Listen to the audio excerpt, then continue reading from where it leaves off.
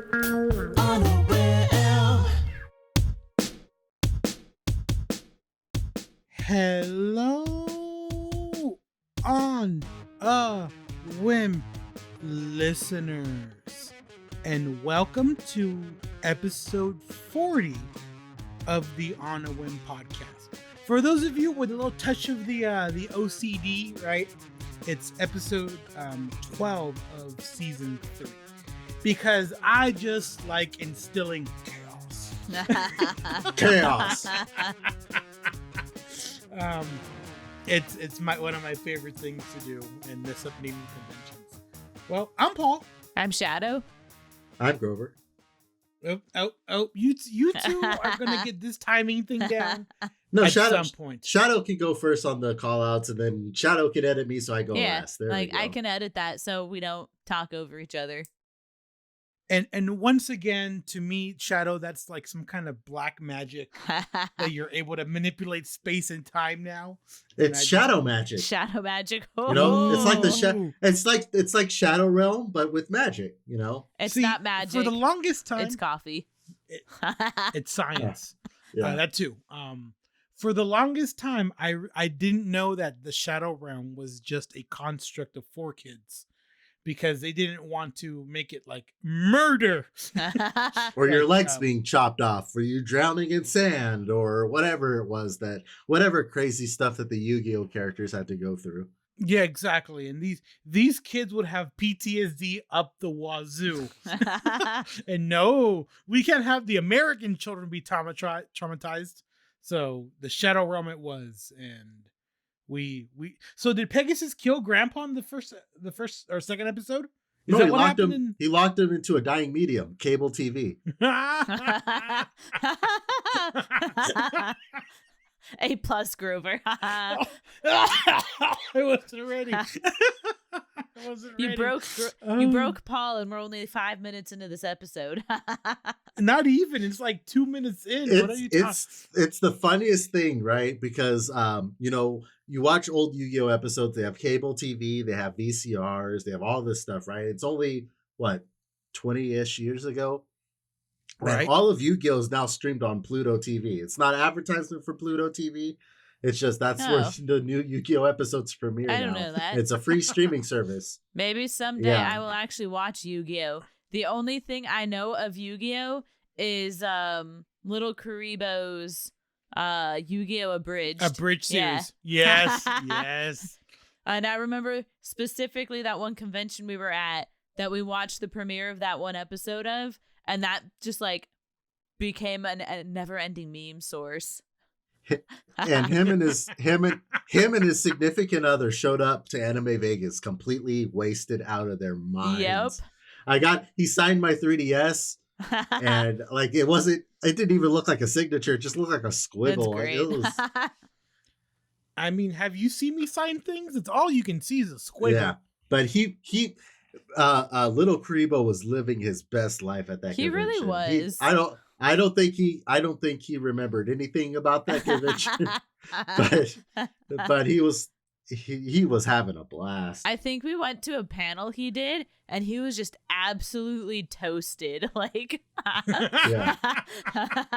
like it was a great panel, but like, man, he partied a little too hardy. Toasted, nicely toasted. Speaking of living their best life, Grover, tell me about our video game's best life right now. Like, what's the update on Whimindie products? Sure. So I've actually been working a lot on Celatria. I took the last week off work for my day job just to get a lot of Celatria kind of hashed out there.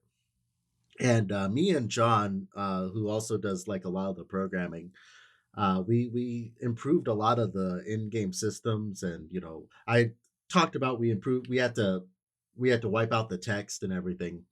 But what I want to do no later than August of this year is to re-release Advent of the Doctrine Empire Celatria Part 1 one final time with kind of all of the quality of life improvements that we've introduced into the game since the last patch to kind of get it ready for the full version.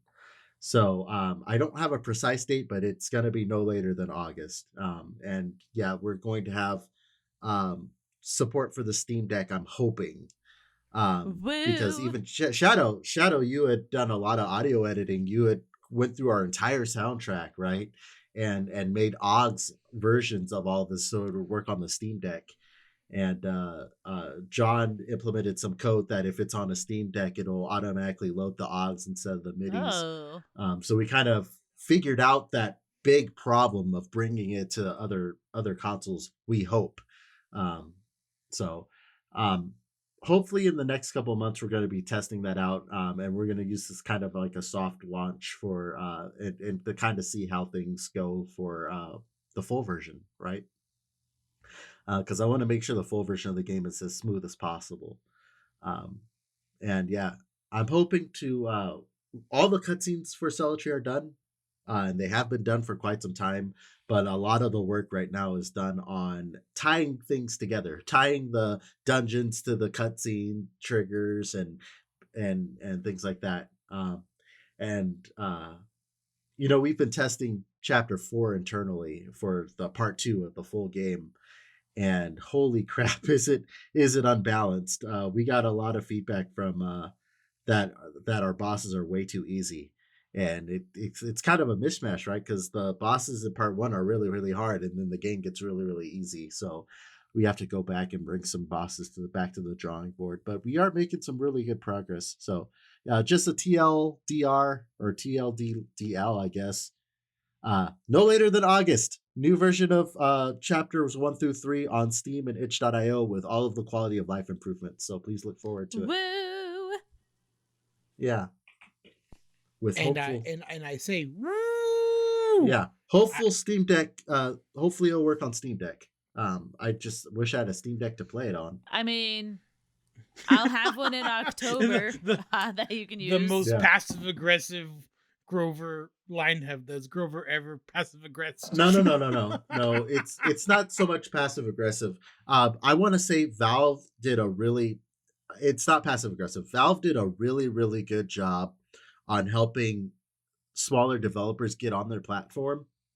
They said outright, we don't have enough Steam Decks to give to game development, all the game development teams that want one. So they said, this is how you can make your own development environment. And they showed like the size screen that you need, which we got. I got it as a gift from another close friend of mine. And then they said what kind of computer you need to have and what version of Linux you need to install on it. And then there's this special software that they just give out for free on their developer website. There's no NDAs or anything. I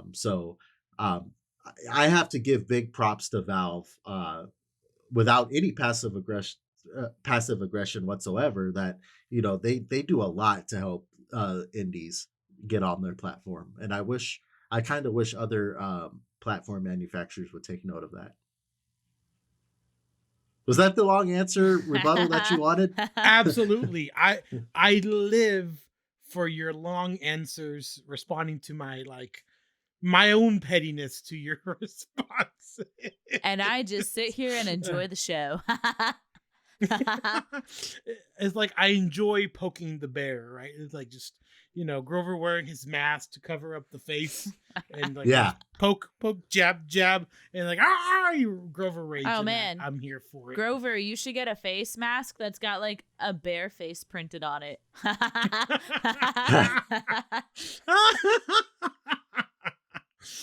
Or no, we should commission someone to make chibis of me poking at Grover and him raging. We should totally do and put it on masks. Yes. No, I should have one with fake hobo hair. So when I catch that train in San Timoteo Canyon, right, then I'd be all ready to go. We are not doing the Hobo Express to New York. It's not. We just need to have if you know, right, listeners? A plus. No. We just need to have a bunch of different chibis with inside jokes from this podcast, and we can print it onto merch and stuff. Yes, that's a perfect idea. If we had listeners. It's like that Fairly Odd Parents with the dad, right? And this is where I would put my listeners if I have them. Well, I think our record right now is 3 seconds. Yep. Okay, you know what? if for the person who listens to this podcast, if they hop on our discord.gg/Whimindie, and they stay for longer than 20 seconds in the audience when we're recording, I'll give them a free key to all of our games. Oh. The first person who does it, a free Steam key to all of our games. That's a promise. See, we have listeners. I've seen. No, they have to be on our Discord in the audience. No, I understand, but Yeah. we're not giving some of our audience, our listeners, enough credit. We thank you for tuning in every week. We do appreciate it. You just, yeah. I love the listeners that we have them. They're out there, so the joke's only half. Yes, we do love you, listeners. We like to poke fun at ourselves, so. We were joking. Humor. Okay, all right. It's that self-deprecating humor that you come to Whimindie to develop your skills. You stay for the self-deprecation. Yeah, that sounds about right. Well, yeah. I've always been the thing that if you can't laugh at yourself, who can you laugh at, right? So. The mirror. Because I'm looking back at, I screamed at myself in the mirror when I was at GDC. You were supposed to have potential. No, I wasn't angry at myself. I was scared. I was like, So funny. Good times. So it's time, for an old-fashioned Paul rant. Woo. Yes. It's been a while since I've gone one of these, listeners. So just hang on tight, because on top of playing GT Online for funsies, right? On my spring break a few weeks ago, I tried to get through as much of Spiderman it got remastered on the PS5, and I did my darndest to get through the majority of it. But of course, Paul's a completionist, right? He'll do every little side quest. He'll finish every hideout, and that's hard to do in Spider-Man. There's a lot to do in that There game. is a lot. So I don't think I was like 50% of the way through when I finished it. So I ran out of time by the end of my spring break. So I got all the way to the beginning of Act 3. So brief Spider-Man spoilers for all of you. But there is, from the end of Act 2 to the beginning of Act 3, there is a prison break on the contrived holding maximum security prison in New York, where all your super villains are being housed. And somehow they all just happen to break free. And it's a very, I feel that the game did a great job of hyping up the villain in Act 2. It did a good job of hyping up the Dr. Octavius Doc Ock reveal. I feel that was very well done. But to unleash the Sinister Six on you in Act 3, it felt forced. And as you're trying to contain this prison riot, not only on the whatever that's called the Ark or whatever, but also on Rikers, and it feels like you're swimming upstream. I feel like a salmon, during spawning season, right? Just trying to just what's going to happen next. Oh no, the prisoners have taken over a helicopter. No, they've taken over this, and I'm like, what else is happening? Yeah, cars are going loose on the streets. You try to shoot a web, and then there's all these red gun laser things pointing at you. Yeah. And I very much felt the same way I did when I played Call of Duty Modern Warfare 3 years ago. And there's a mission in it called, the mission's called Operation Goalpost. And what happens is it starts off by previewing you what happened in the previous mission, right? Even though you just played it, there's this terrorist gas attack. Right, and the world's recoiling from this terrorist attack. But no, wait, it's a cover for the Russians who are about to invade all of Europe simultaneously. Like, what? We're under attack? Okay, well, let's start moving units. And oh wait, no, there's a hostage crisis. Who is it? The vice president. But wait, there's more. but wait, it gets worse. And the next thing you know, you're on this like rescue mission, and I can't, y'all. Paul. You did such a good job writing this story, intricately weaving these little pieces, and like one of those like blink and you miss it, right? And then all of a sudden, now the Sinister Six are running around New York, and now you have to stop it. Like, where are the other Avengers? Damn it! Like this is the thing that we have the Avengers for. But no, and they're in there. They're in this universe. Damn it! Because you go by the Sancta Sanctorum for Doctor Strange. You go where the Wakandan embassy. Like, there are these things. The Avengers Tower. No, F that. Where are the Avengers? Damn it! And rant. Okay, so Paul. You okay there, buddy? No, I'm not.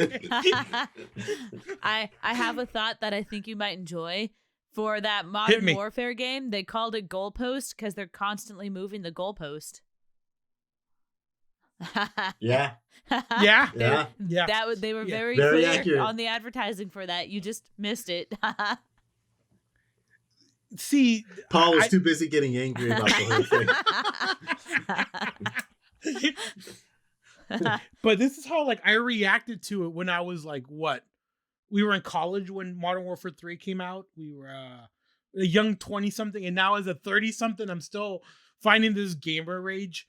Which one are we at now? Modern Warfare 6 or 7? No, they've restarted the Modern Warfare franchise. They rebooted it.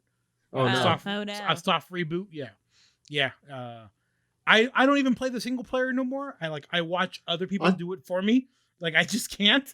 Oh, I see. I thought they got rid of single player campaigns by now. No, it would be profitable. It still exists. They tried doing away with it, I think, once or twice, but I guess it wasn't profitable. I don't know. So I'm gonna turn it on you and give you guys some loading time. Are there any games that you feel have like artificially up the ante, up the stakes? Like in movies, there's something called verisimilitude. It's the willingness to, how far can your imagination, you're like, suspend reality in this movie? Like, for like example, Star Trek, right? It's replicators and hyperspace, or no, whatever it's called. Warp Factor 9, or whatever it's called, right? Hyperspace is Star Wars. But how much are you willing to suspend reality, right? So what about you guys? Maybe I can start with Grover. Is there anything in a video game that you're like, nope, this is too much. I can't cope with this leap in reality and in the storyline or whatever. Okay, so I got good examples and I got bad examples of this. A good example of this is the Pokemon series, right? Pokemon Red and Blue, right? You've become the champion. You've beaten the Elite Four. But wait, there's more, right? You got the big rival to have this one-on-one fight at the end, right? Of Red and Blue and Yellow. And then Gold and Silver, they up the ante, right? They up the stakes there. It's definitely nowhere on the scale of that Modern Warfare 3 example that you said. But with Gold and Silver, like, you know, you beat the Elite Four, and then, wow, that was only half the game. There's 8 more gyms, and then you got to fight the true Pokemon Master Red at the top of Mount Silver, right? Like, you know, you're fighting the original Pokemon Master, right? And the stakes literally could not be any higher. You're at the top of a mountain, right? And so I think Pokemon, I feel like it peaked there, right? Because you couldn't raise the stakes anymore after that without reinventing it, right? Ruby and Sapphire was kind of a more back to basics. You know, you're going back and beating the gym. But I think the only Pokemon game that has ever, like, in my opinion, matched that peak of Gold and Silver was Black and White, right? Where you beat the Elite Four, and then you got that, but wait, there's more. And then you had to go through this whole, what was it, Ends Castle, right?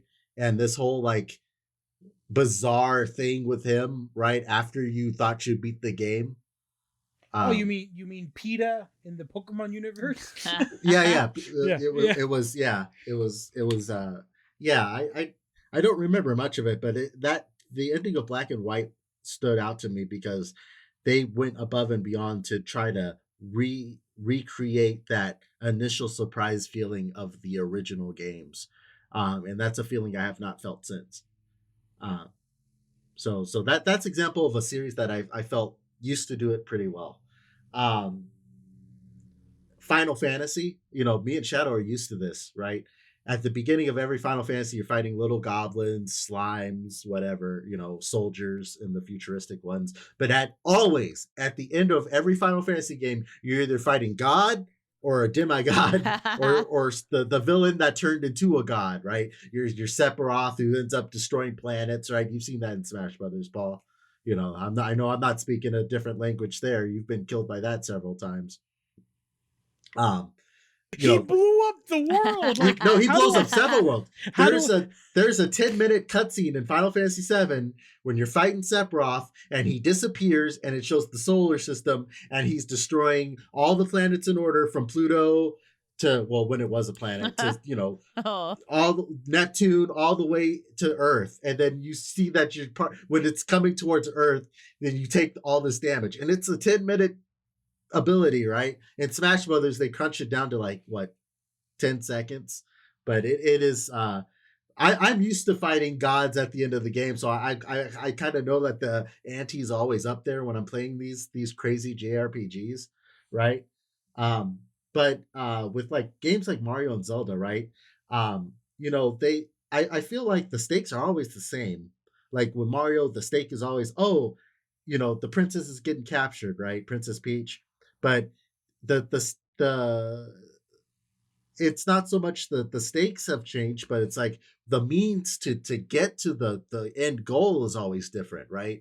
In the original Mario Brothers, you're going through a kingdom. In Mario World, you're going through the whole world, the Dinosaur Island, the Yoshi Island, and all that stuff.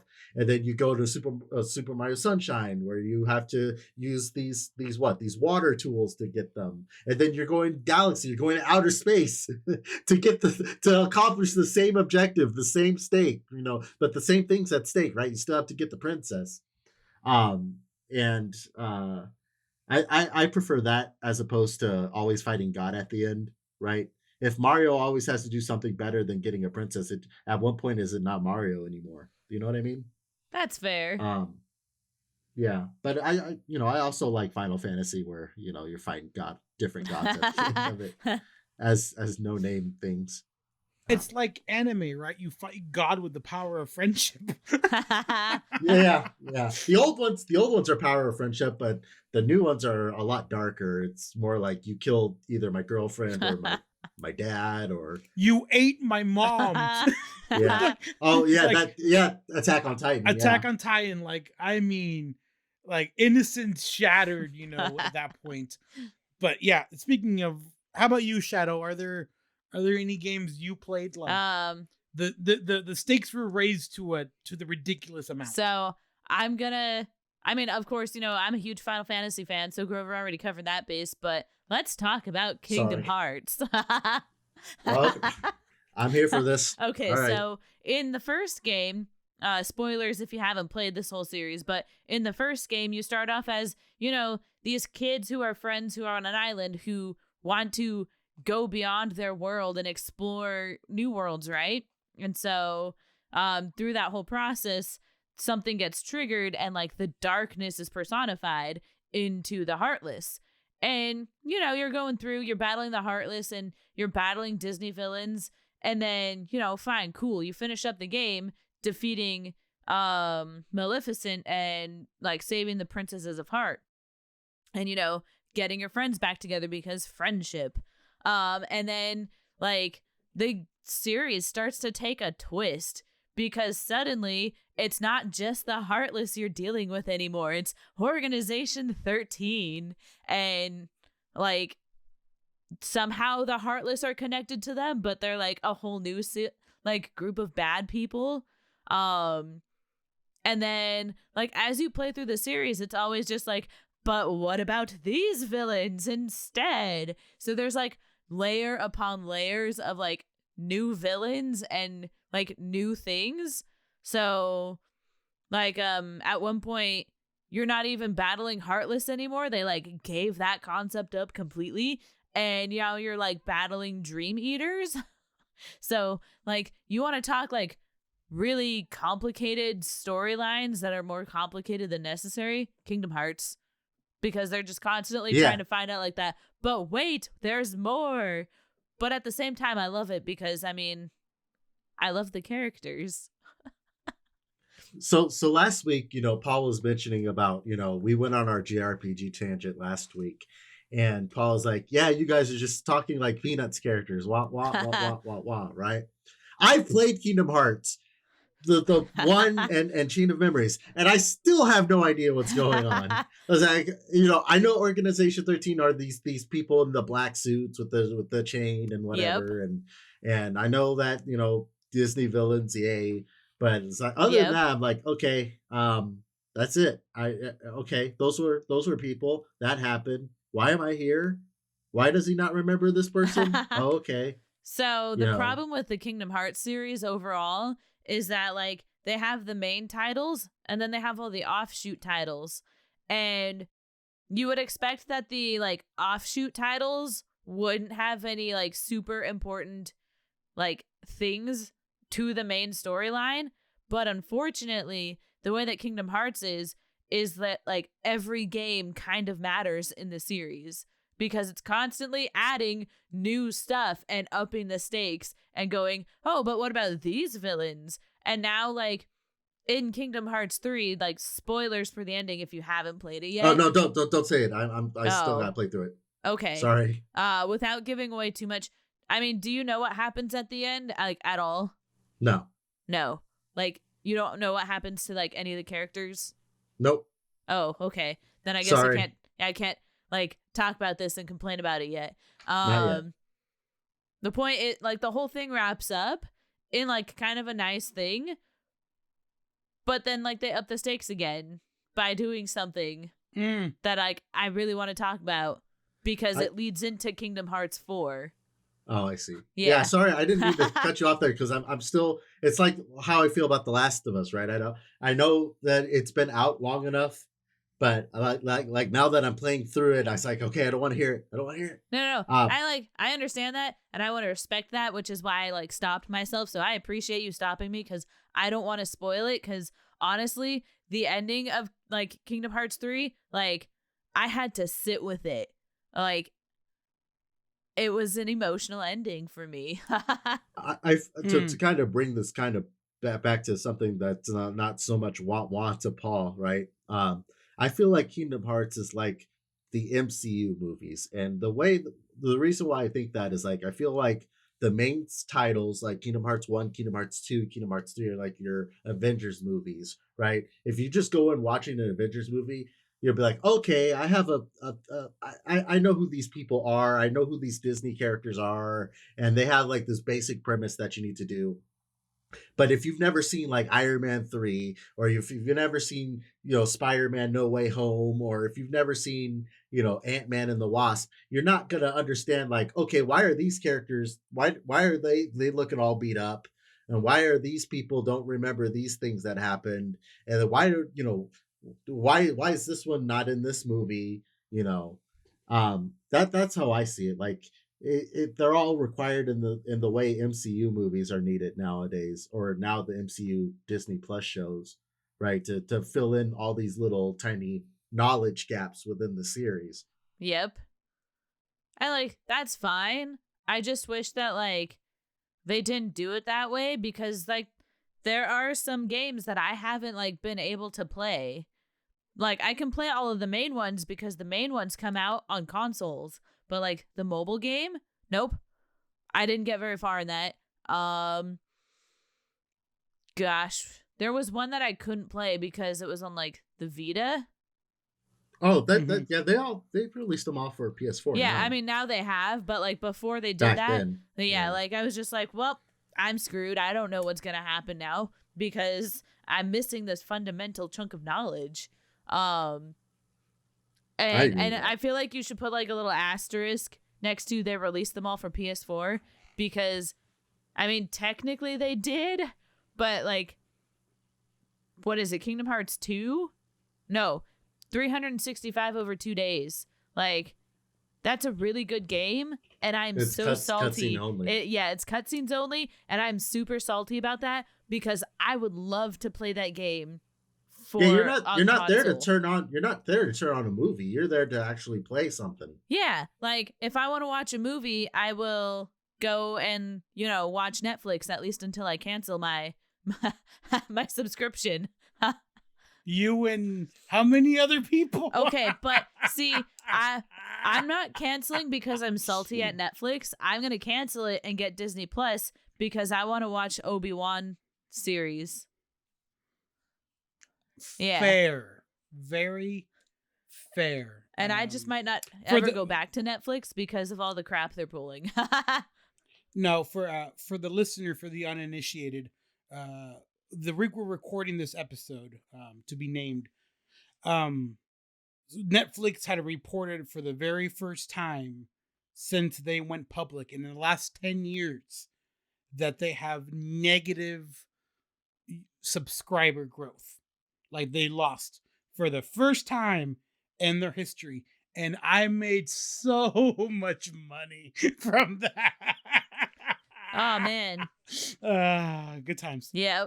I'm honestly pretty entertained by that because they keep coming up with excuses as to why their numbers keep dropping. And then, like, they just announced something that they're going to do. Like, I think they're going to try to put ads in. And now, like, the entire internet is like, well, time to cancel. So, like, they keep doing things that are pushing people away. Did you hear about CNN Plus? Yes. What's CNN Plus? It's a streaming service that lasted less than 30 days because Grover, that's the joke. What didn't you say last episode? If you're gonna explain a joke, it's not funny no more. I'm not explaining the joke. It was not a joke. No, I said what CNN Plus? Yeah, but I'm not making a joke. I'm literally explaining what happened. And I'm saying it doesn't exist anymore. Yeah. So funny. My dad is super salty about that, by the way, because that is literally the first streaming service he was willing to pay for. CNN? Yeah. And it doesn't exist anymore. Like so for CNN, like my moment of not being interested in CNN anymore was the 2016 election. It was the primaries. Hillary Clinton was going up against Bernie Sanders, right? And Bernie Sanders was like coming in with the talking points, right? He was given like really good rebuttals to everything Clinton had. And Clinton was kind of like Clinton was just like regurgitating talking points, right? Just with, she has kind of a cardboard personality, right? And Bernie Sanders, you could see the passion in his voice, right? Even if like you don't support anything that he does or says, like you could see that the fire was in them, that he wanted to really try to make changes that were going on. And at the end, CNN did a poll, and it was only up for like 5 minutes. And they said, "Who do you think won the debate?" And it was almost unanimously Clinton. Like I tried to vote for Bernie Sanders, and it didn't even register. It was just like Clinton 99.9%, Bernie Sanders 0.02%. And I was like, okay, this isn't. I'm not watching this anymore. The Simpsons Treehouse of Horror episode. It was the year that I think it was McCain versus Obama. Yeah. And Homer goes to vote, and it's Treehouse of Horror, right? So just with that mentality. And this had to be right before the election because that's a Halloween episode. The Halloween episode. Yeah. So right before.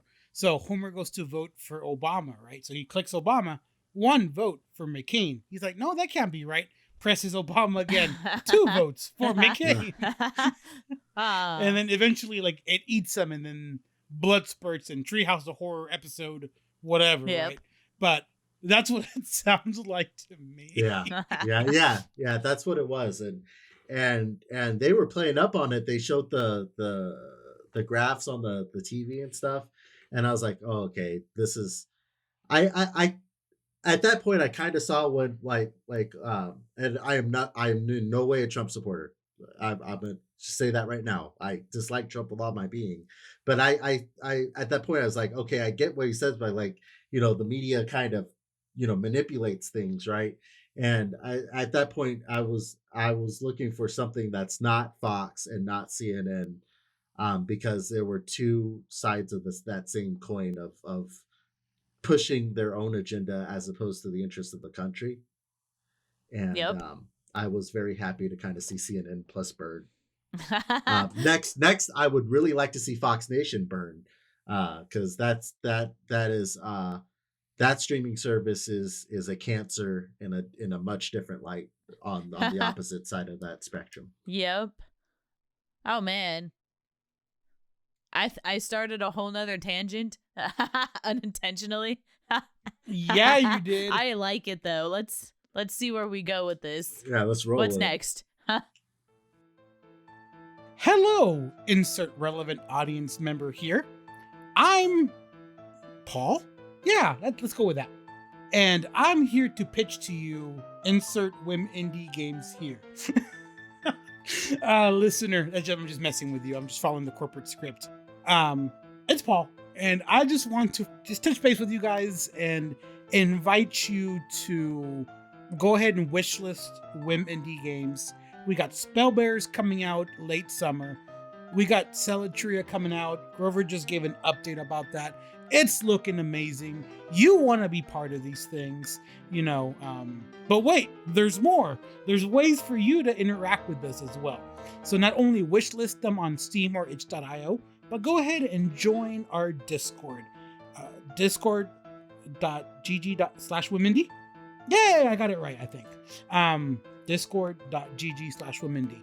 And go ahead and interact with us in our various servers. Grover has this news segment you can tune into, follow it, and get this unbiased gamer rage from him. It's glorious, folks. I subscribe to it.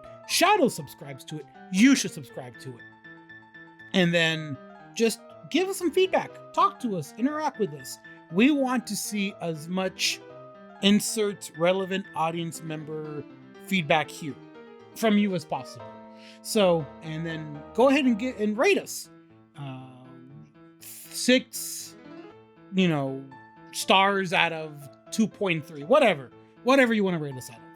But we appreciate you tuning in week after week, and we can't wait to see you interact with us going forward. Don't pay full price for Sonic Origins. Leave that in, Shadoe. Leave that in there.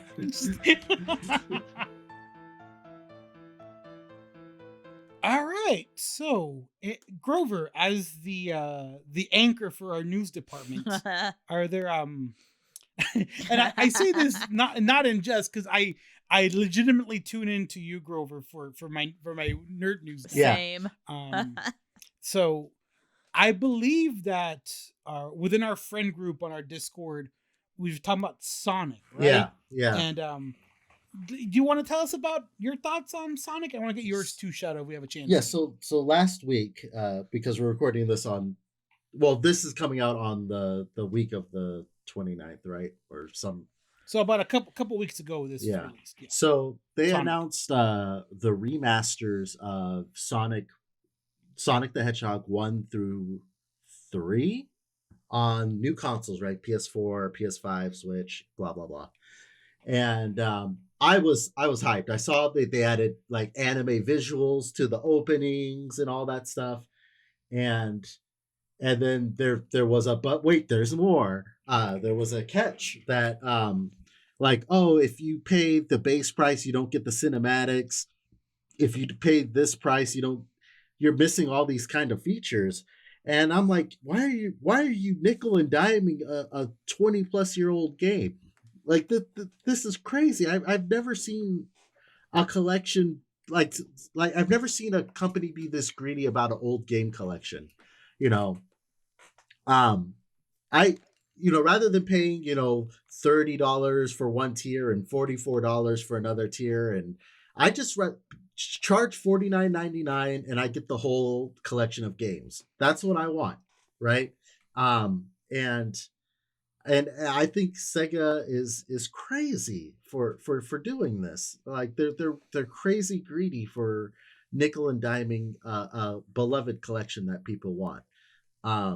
It's kind of on the same vein as my rant on Nintendo charging $49.99 for just N64 games on the Switch.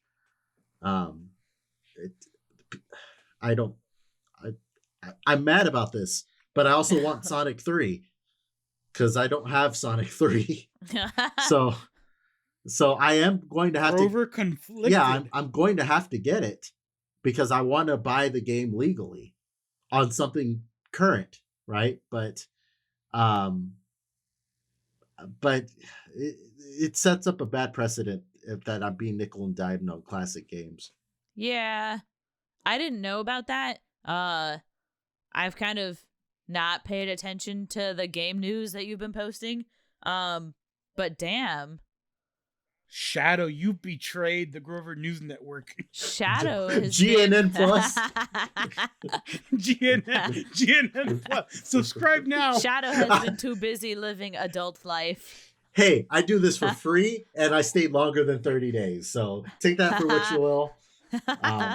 That's the give and take with Grover. Like once you subscribe, you're kind of stuck with them until you all right unsubscribe. All right, so I actually pulled up the graphic, and this is a podcast, I'll kind of read it out. So they have the main game tier, the standard edition, and that's just the main game with nothing. Then there's the Start Dash Pack, which you get free DLC which includes 100 game coins and mirror mode and a letterbox background. Then there's the premium fun pack, which includes hunt missions, character animations in the main menu, camera controls over the main menu islands. I don't even know what that means. Character animations during music islands. I don't know what that means either. Then there's another DLC tier, the classic music pack, which you get quote unquote additional music tracks from Mega Drive and Genesis titles. And then the final tier is the Digital Deluxe Edition, which includes all of what I mentioned except the 100 bonus coins. It does not include mirror mode, and it does not include letterbox background.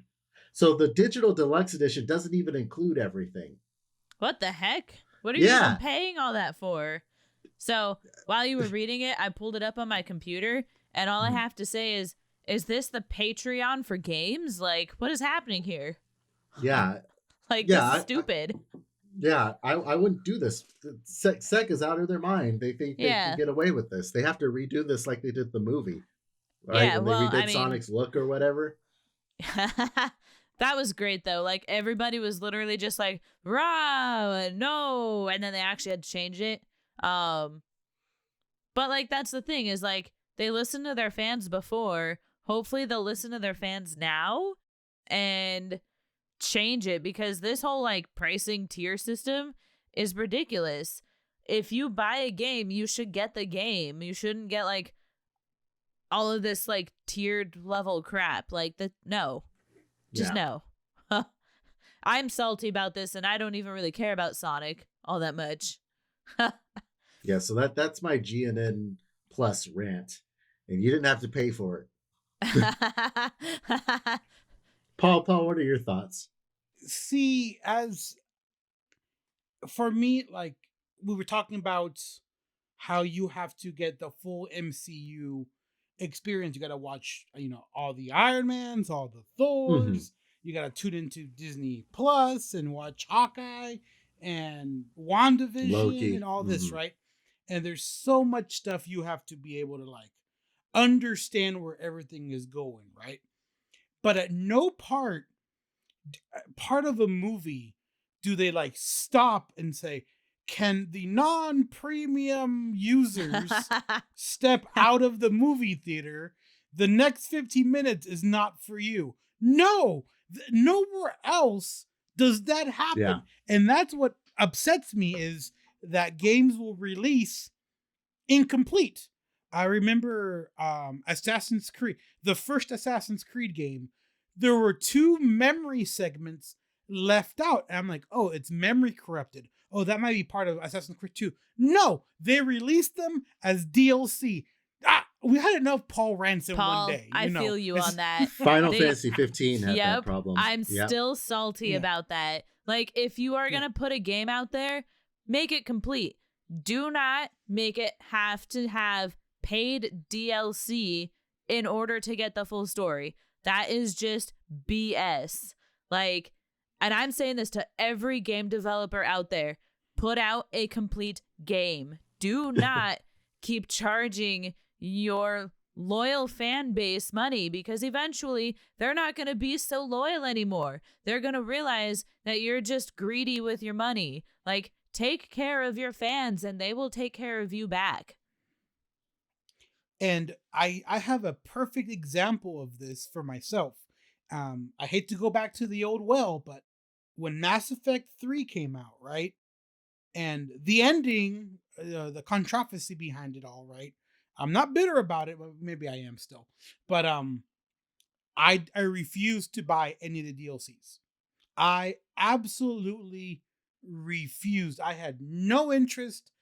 I was done. You were burned with the You were game. burned by the experience. I was burned by the experience.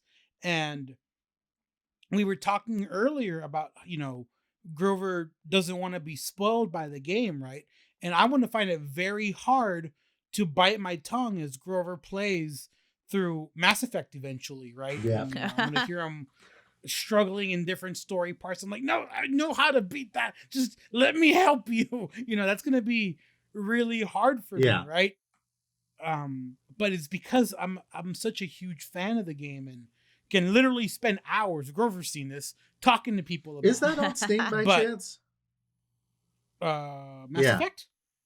I could check. I mean, I haven't seen it on Steam. I think it is. I might that might be Um, something I might play on the Steam Deck for sure. Because I can actually sit there and get through it, Yeah, that's more than fair. But as much as I loved Mass Effect, and I bought all the DLC for Mass Effect 2. I bought it. I bought the Xbox points for it. Like, I was in. Take me to beyond the moon kind of thing, right? And then Mass Effect 3 burned me. And it wasn't I didn't get to enjoy these DLCs, which are amazing. Is it? Don't get me wrong. These DLCs are great, and they were probably worth the money looking back on it. But I was so salty. I wasn't going to do it. Legendary Edition? So- is that what it? Yeah. Yeah. Okay, it's Legendary on Edition. Steam. So yeah, I might be able to play when I get a Steam Deck for sure. All right. Yeah. I want to add to my rant. Like, I understand that game studios need to make money and they need to pay the people that make these things. And like, I'm okay with them needing to make money. But what I'm not okay with is them making crappy games and then charging people more to make the game not crappy. Like, just don't make a crappy game to begin with. And then like whatever DLC you put out there, have it just be like additional stuff to the game. Don't make it like, oh, well, we put out something terrible. Here, pay extra so it's not terrible. Like, don't do that. So the one thing I liked, and I think they stopped doing this, and we had to do our own game like this with Salatria because we had made the decision to split it up when the Kickstarter for Salatria failed, right? Right. So it shipped as what I would consider to be an incomplete game, right? And we got reviews on this too. That's like, yeah, it's a great game, but it just stops abruptly after chapter 3. I was like, yeah. But another series that I felt did the whole releasing an incomplete game correctly is Life is Strange, the original one, because they did it like a television show where you would play through episode 1 and it would be like an hour or so, and it would end on a really good cliffhanger that would make you want to buy the next episode, right? And it was, it won all these awards because they structured it like a TV show, right? And they made everyone it had each episode has its own self-contained story, but it had a cliffhanger of a giant, bigger, overarching story. And I think the newer Life is Strange 2 released in an episodic format, but I think the newest one released as like a complete game because they finally had the I think they finally had the budget to just do it all in one go.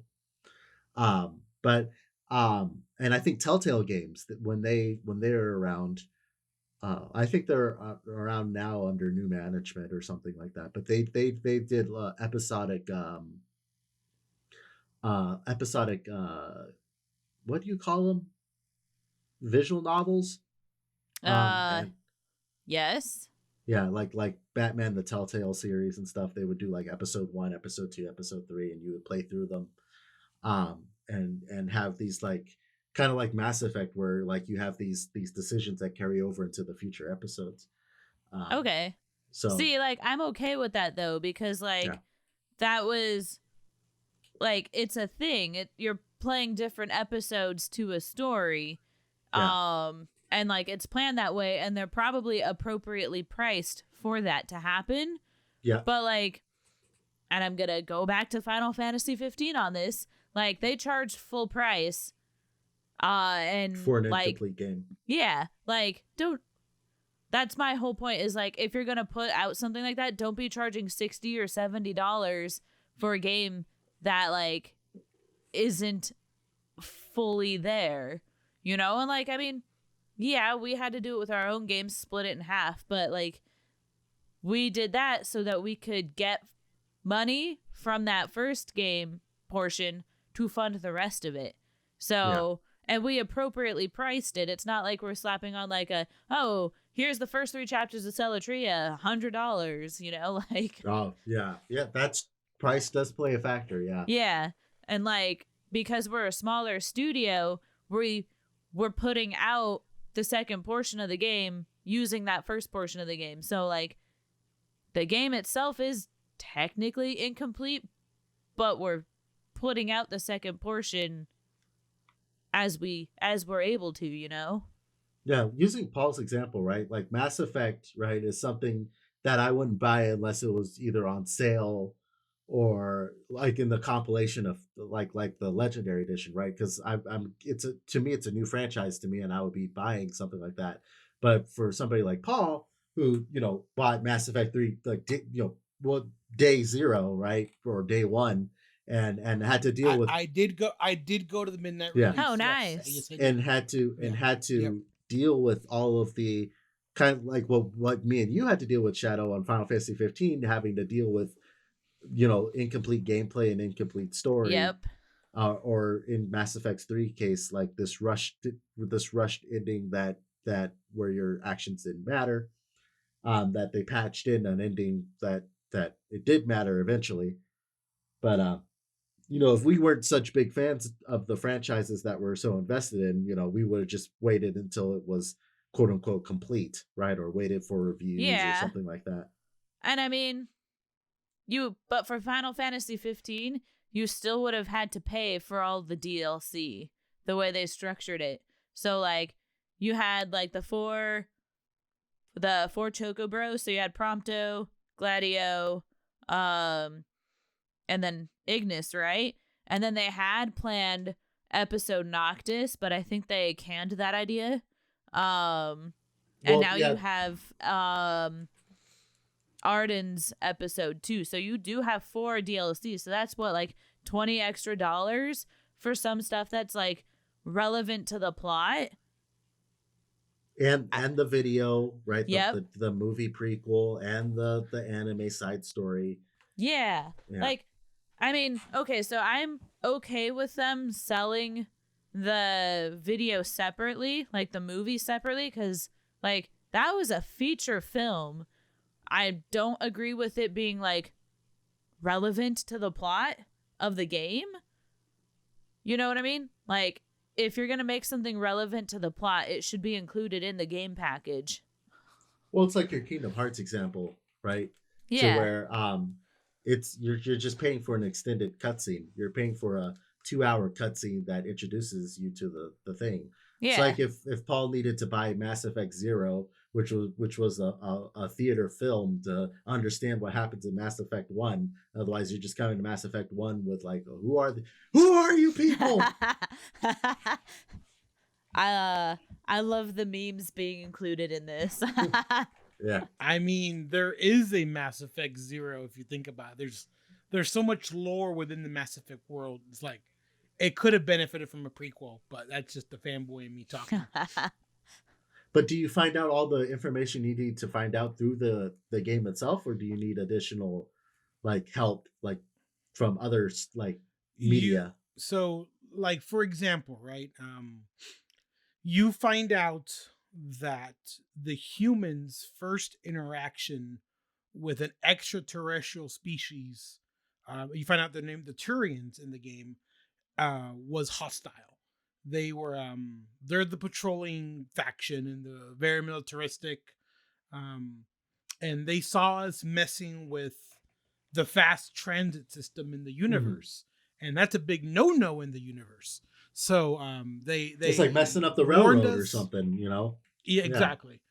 Or no, you know, the way it works is these fast travel things, the mass relays, could lead to uncharted space, and things could come through that were meant to be locked away. Yeah, you don't want unwanted villagers or something coming into the highway or something. You don't want another hostile species coming through.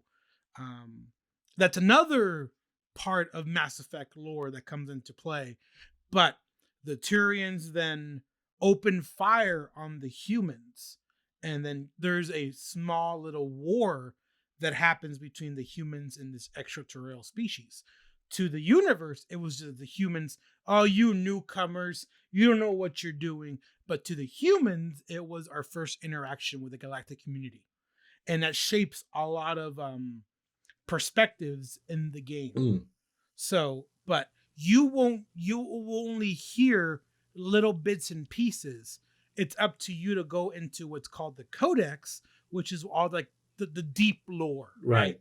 I mean, there's like entire Reader's Digests, encyclopedias worth of written content that, you know. Final Fantasy 13 has that too. You have to unlock like these little journal things, and you go through the deep journal that explains like the history of the world, why, you know, because you're coming in, what is they call it, in medias res, where you're everything's already going on. Yeah, and it's like, okay, you can understand the story as it is, or you can kind of understand all of the background lore of why are you this way.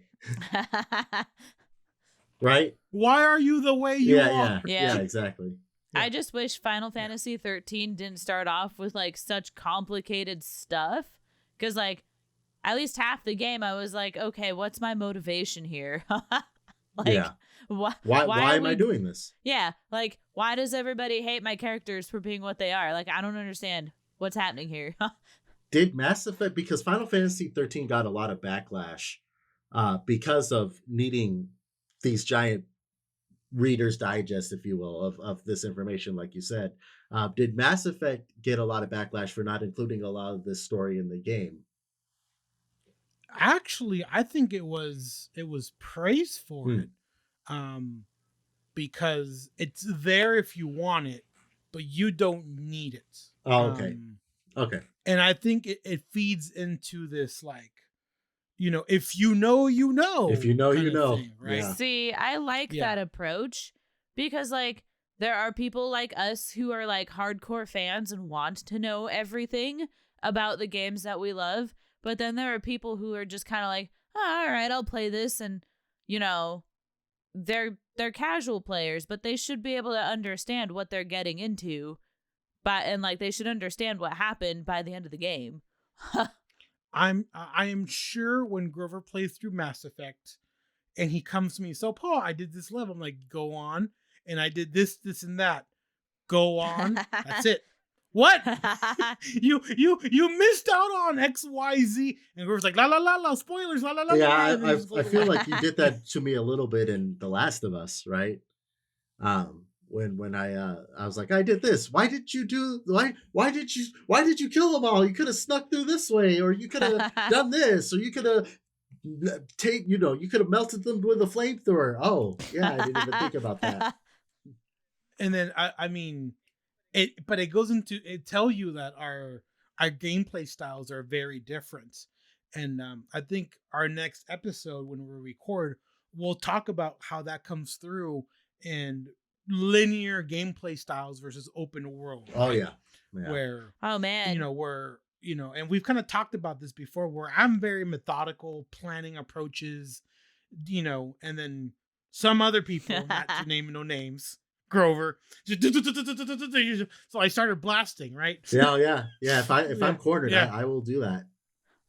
Yeah, where I'm like very sneaky and methodical, whatever. I've ruined a couple of your heists by doing that. Like, Grover, why are you doing this? Just go in there and get the money and shut up. And then you lock the door behind me, so that's all I can do, get the money.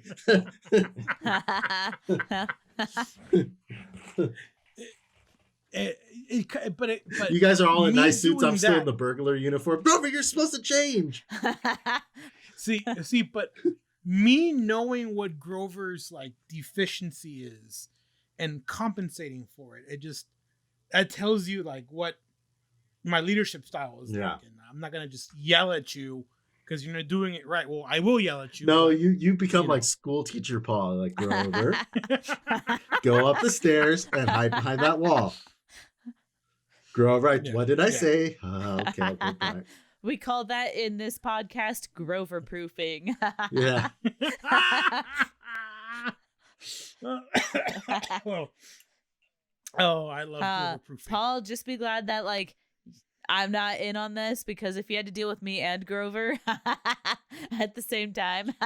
See, I can only handle so much hurting kittens in one moment. Yep. Like, hey, Shadoe, you want to play GTA with us? By all means, you're welcome to do it. They need a Steam Deck. When they get a Yeah. Steam Deck. Yeah. Yep.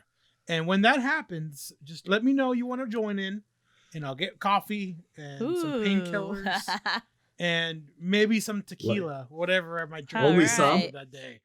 And we're gonna get through that bitch. All right. You know what though? we're For as chaotic as Grover and I are, when I was playing Final Fantasy 14, we actually made it through almost every attempt at like a thing that we did. So Yeah, I and play that game surprisingly, extremely seriously. Yeah. So I mean, for as chaotic as we are, like It we gets can done. pull it together. Just very fair. That's a very fair assessment. I don't think you guys as adults would have made it very far if it wasn't for the ability to get things done eventually. Okay, Paul. So I'm going to tell you exactly what I told somebody else like 2 days ago. I am an adult and I have survived every situation I have ever gotten myself into. Your life thus far, yeah. Yep. So, I mean, I must be doing something right. You're upright and sucking air. It's a good That's day. a very optimistic way to look at it. Well, and I mean, notice my wording on that. Every situation I have gotten myself into. Like, Yeah. I own up to the things that happen in my life. Like, I am an active player in what happens. It's usually my fault. How do I survive this? And I'll never forget. Paul, where do I park? And we're No. driving towards You have to say it correctly, Paul. It's just, Paul, where do I park? Good times. And listener, I hope you've enjoyed tuning in on this episode, right? And listening to Paul ranting and Grover ranting. And new to the list is Shadoe ranting. And it's just a rant session. And I hope you're here for that. So go ahead and subscribe, like us, rate us, follow us, join our Discord, discord.gg/Whimindie. Post your own Like our rant. games. Yeah. Yeah. Comment on our rants. Go ahead and subscribe to the GNN, Grover News Network. Also known as the Game Rex channel on the General Lounge in the Discord. Yes. Please go ahead and tune in for that. I'm all for it. If you ever want to hear Grover rant about games on the regular, that's the place to be. We will be there longer than a month. We promise. You don't have to pay for it. We've made it past. You don't have to pay for it, but if you want to, go ahead and pay for our games when they come out. Wishlist them, Steam, and itch.io. But until next time, I've been Paul. I'm Shadoe. I'm Grover. I didn't want to interrupt Shadoe this time. I didn't want to talk over Grover. See, Red Rover, don't talk over Grover. It's like herding kittens, listeners. And this has been the On A Whim podcast. Y'all keep it nerdy. Don't buy Sonic oranges.